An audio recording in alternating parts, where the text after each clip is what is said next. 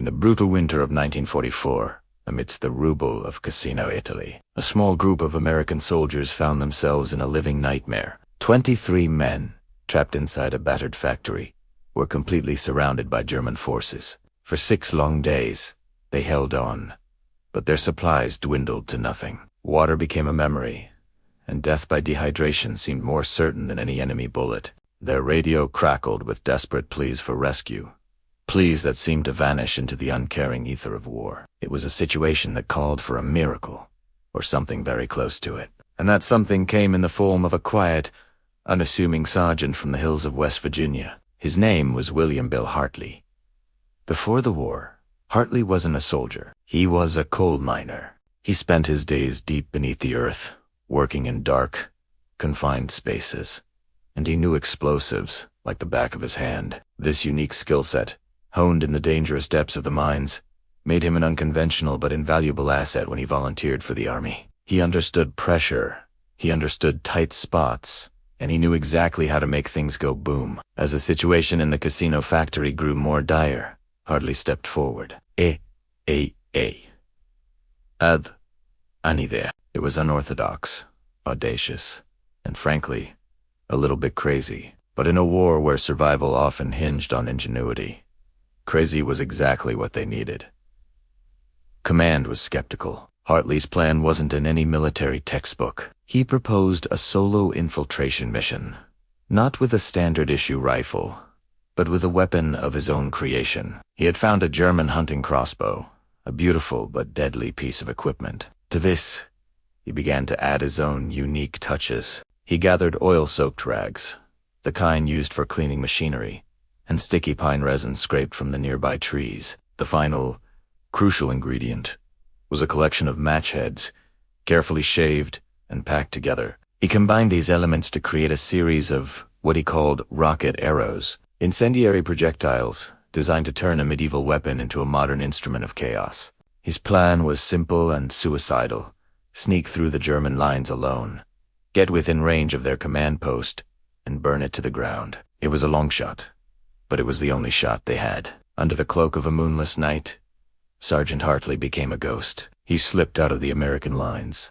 the custom-made crossbow clutched tightly in his hands. Every shadow was a potential enemy, every snapped twig a death sentence. He moved with the quiet confidence of a man who had spent his life navigating treacherous environments. Using his miner's intuition, he crawled through ditches, squeezed through collapsed buildings, and navigated the labyrinth of rubble that was once a town. The German lines were a web of patrols and machine gun nests, but Hartley moved through them like smoke. His target was a fortified building that intelligence identified as the local German command post. From here, the entire siege was being orchestrated. If he could take it out, he might just break the stranglehold on his comrades. After hours of painstaking infiltration, he was in position. Crouched in the ruins of a bombed-out home, he could see the German headquarters, lights flickering within. Officers moved back and forth, their silhouettes framed in the windows. He could hear the hum of a radio, the nerve center of the enemy's operation. Taking a deep breath,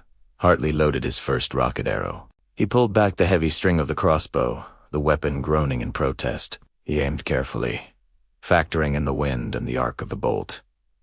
Then, he lit the fuse. With a faint hiss, the arrow ignited and shot through the night sky, a streak of fire on a collision course with history. The arrow slammed through a window of the command post. For a moment, there was silence.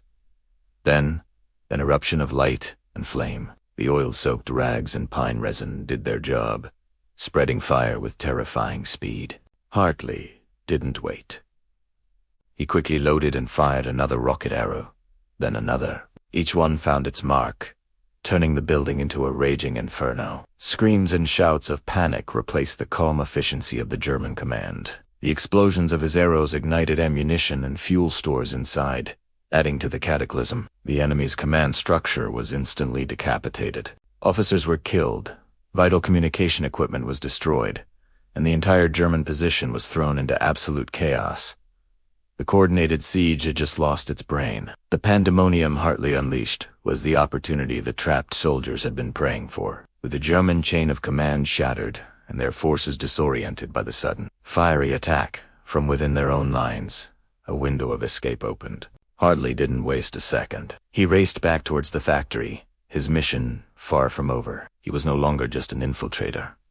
He was now a rescuer. He reached the battered factory and rallied the survivors. 21 men, weak from dehydration but with a renewed fire in their eyes, were still alive. Under Hartley's leadership, they burst from their 6-day prison, fighting their way through the now disorganized German defenses. Hartley, the quiet miner from West Virginia, led them through the chaos he had created, guiding them back to the safety of the American lines. He had gone in alone, and he was coming out with 21 brothers in tow. For his incredible bravery and ingenuity, Sergeant Hartley was immediately recommended for the Distinguished Service Cross, the nation's second highest award for valor. However, the top brass was a bit perplexed.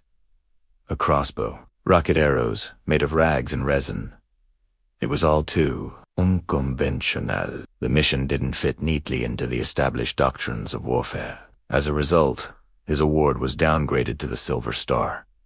While still a significant honor, it didn't fully capture the magnitude of his achievement. But Hartley's impact went far beyond a single medal. His successful use of improvised weapons and guerrilla tactics caught the attention of military strategists. The idea that a single soldier, using creativity and readily available materials, could disrupt an entire enemy operation was a powerful lesson. His methods would go on to influence the development of Special Forces doctrine and the emphasis on unconventional warfare that continues to this day. His legendary crossbow was eventually preserved, and today it sits on display at the 36th Infantry Division Museum, a testament to the power of one soldier's brilliant and unorthodox mind. After the war, Bill Hartley returned to a quiet life. He put down his crossbow and picked up a hammer, becoming a carpenter. He didn't speak much of his wartime exploits, content to live a normal life, far from the battlefields of Europe. But he never forgot the men he saved, and they never forgot him. For the rest of his life, he maintained contact with the 21 survivors he led out of the Cassino factory. They were a band of brothers,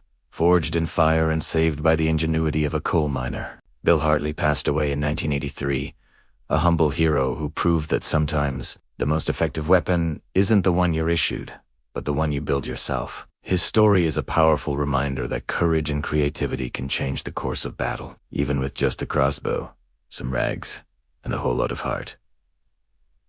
Thank you so much for watching. If you enjoyed this story of incredible wartime ingenuity, be sure to hit that like button and subscribe for more tales of unsung heroes. We'll see you in the next one.